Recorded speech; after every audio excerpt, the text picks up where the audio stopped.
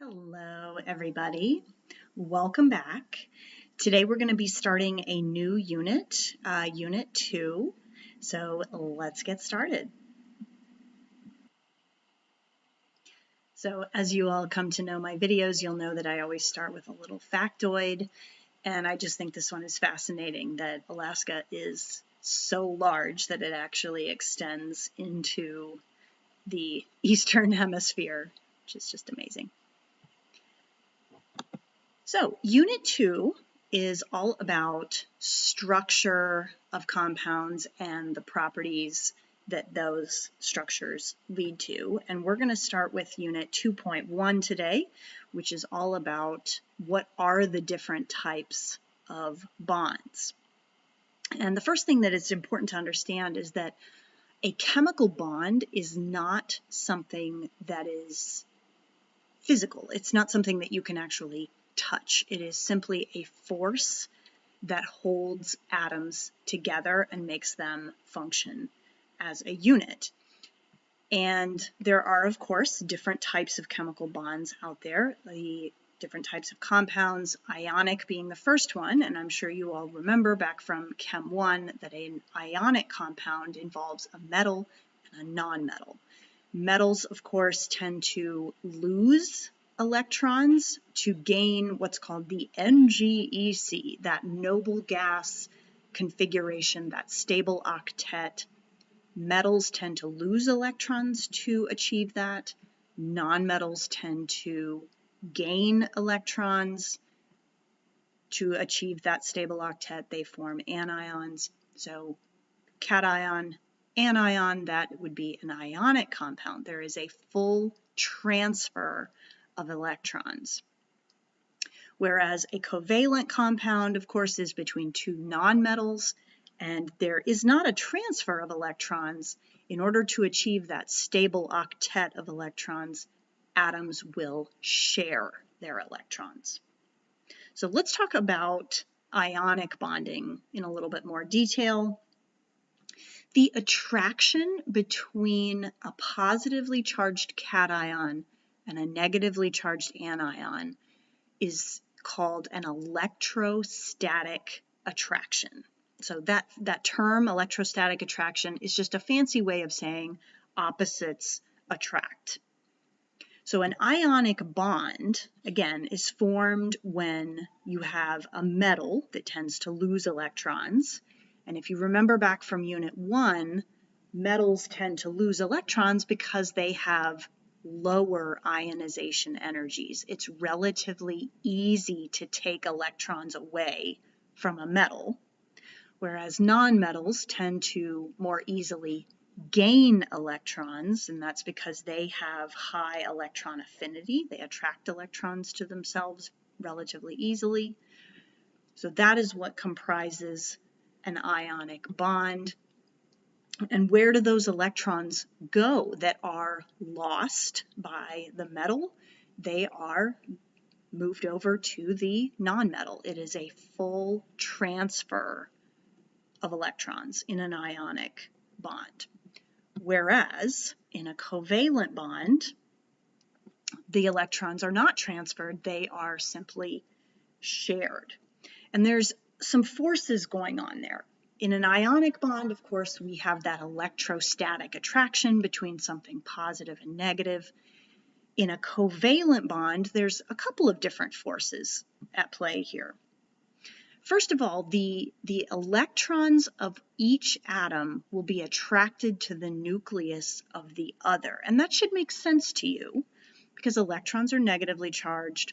The nucleus of an atom is positively charged. So that is the force of attraction that is holding a covalent bond together. But there are also forces of repulsion. The electrons of one atom will repel each other because like charges repel. And as the atoms maybe get too close to each other, the nuclei can repel each other. Again, both nuclei would be positively charged and like charges repel. So when those forces of attraction and repulsion balance out, that's when you get whatever the particular distance is between those atoms. We call that the bond length, and we will talk a little bit more about that in more detail in a later subunit. Polarity is another concept that comes up when we're talking about covalent bonds. And just to refresh your memory, back from Chem 1, covalent bonds, we've got electrons being shared, but sometimes they're not shared evenly or equally between these two atoms, and that results in what's called a polar covalent bond. And since one end of the bond has the electrons more attracted to that side, that one side of the bond, one end of the bond, is going to be slightly more negative where the electrons are. The other end of the bond will carry a slight positive charge. I'm going to show you in just a minute. This little lowercase delta is a symbol we use to indicate polarity. I'll show that to you in just a minute. But something that is really important for you to understand is that there isn't a hard and fast place where something is no longer polar covalent, now it's ionic. This is a spectrum. So if the electrons between two atoms are shared perfectly evenly, equally, we would call that a nonpolar covalent bond. Whereas if the electrons are being attracted to one side more than the other, we call that polar covalent. And if they are fully transferred, that's an ionic bond. But it's a spectrum. And we'll look at that in a little bit more detail in just a minute. So let's talk a little bit about this bond polarity. And I said there's that symbol, that delta. Okay. I'm using the covalent bond between HF as an example here. And what this is showing me is that the electrons are more attracted to the fluorine than the hydrogen. Now, how do I know that? Well, two ways. Number one, this delta symbol has a negative next to it on the fluorine end. That means the electrons are spending more time near fluorine than they are near the hydrogen. You can see the hydrogen has a positive delta sign. You may also sometimes see these arrows, an arrow with a plus sign on the end. The arrow will point towards the element that is attracting the electrons more. Both of these designations are showing me that this is a polar covalent bond.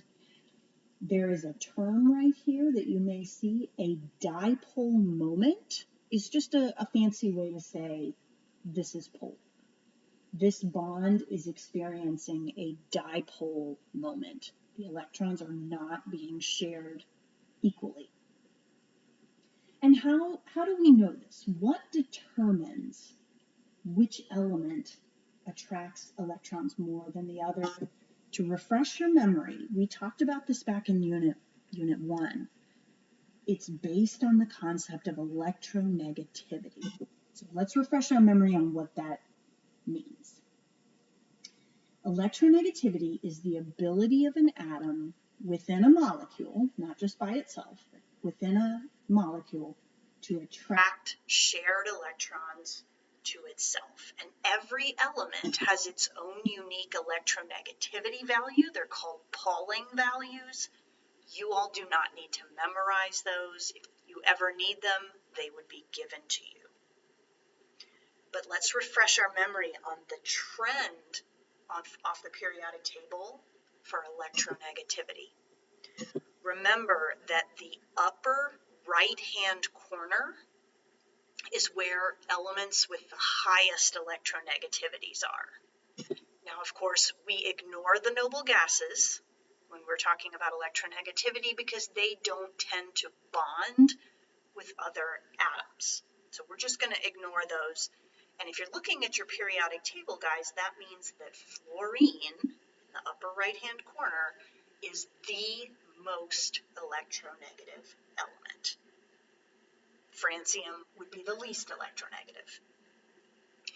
However, guys, the values themselves are not as important as the difference between two atoms in terms of telling us how polar a bond is.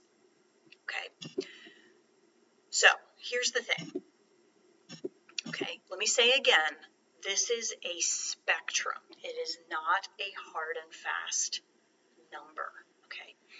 However, if the electronegativity difference between two elements is 0, meaning they have the same electronegativity, the same ability to attract electrons to themselves, those electrons will be shared equally, and that is truly a non-polar covalent bond.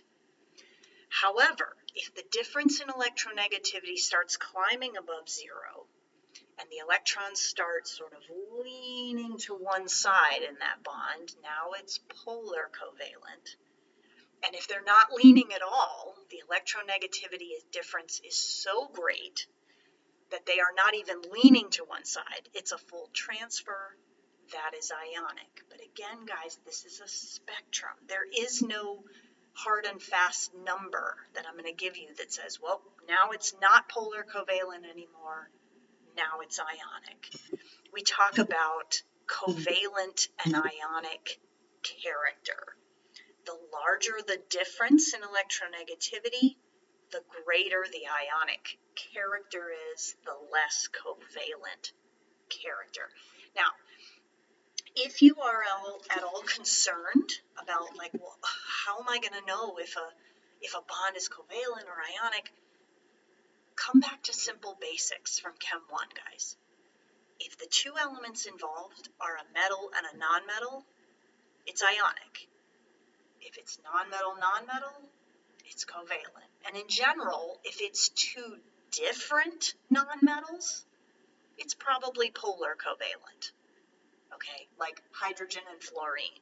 They're both nonmetals, they're not the same element, it's a polar covalent bond. Whereas if you have a bond between chlorine and chlorine, that's going to be nonpolar. Okay. So let's look at an example problem here. And again, you don't need to know these electronegativity values. Okay. So I've given you an image of the periodic table. And in general, we're looking at elements kind of in this neighborhood. Okay. If you'll notice, all of these bonds that are given to you on the screen all involve those 4 elements, and I'm asking you to put them in order of increasing polarity. Okay, they're all nonmetals, but I'm asking you to think about that trend in electronegativity that we talked about in Unit 1. Pause the video, see if you can put them in order. Okay, let's see how you did. And what I'm going to do first in this list is I'm looking at my periodic table and I notice that carbon and fluorine are the furthest apart on the periodic table. Remember, I don't actually need the individual electronegativity values. Looking at the distance they are apart on the periodic table gives me an indication of their difference. So carbon and fluorine are the furthest apart. So I'm going to say that that bond is going to be the most polar. It's going to have the largest difference in electronegativity. Whereas look at the bond just underneath it, F bonded to F. Same element, that's going to have an electronegativity difference of 0. That's going to be the least polar. In fact, it's just nonpolar. So if I'm going to assign some numbers here, like this being the least has a value of 1, this one being the most polar, I'm going to give it a value of 4. That means this guy is going to be in the number 2 slot, and NF would be in the number 3 position. So you don't even need those electronegativity values. You can just look at simply how far apart are they on the periodic table.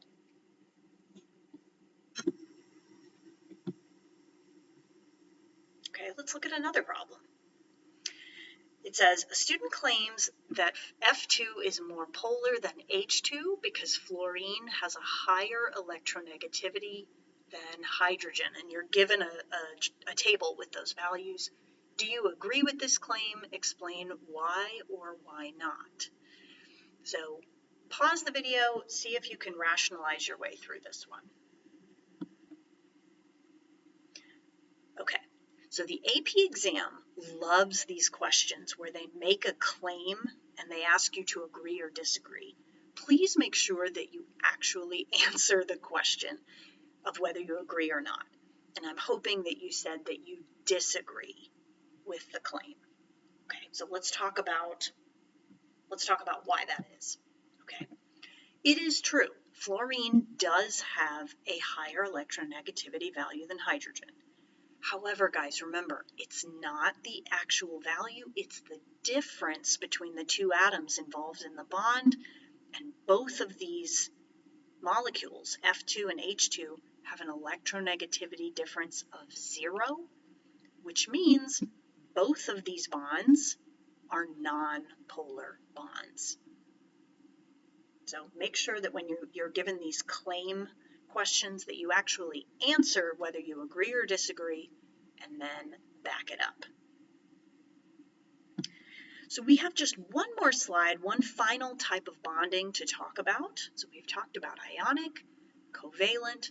Finally, let's talk about metallic. And this image that you have in front of you is showing you a zoomed in view of what a metal looks like. And the little blue dots are what are called delocalized electrons.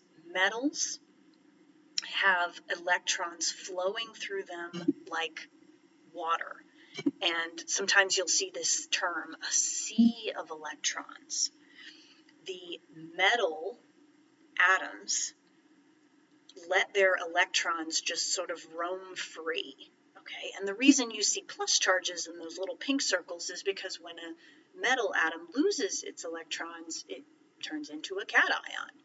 So a metal is really just an organized structure of metal cations with the electrons flowing around the cations freely.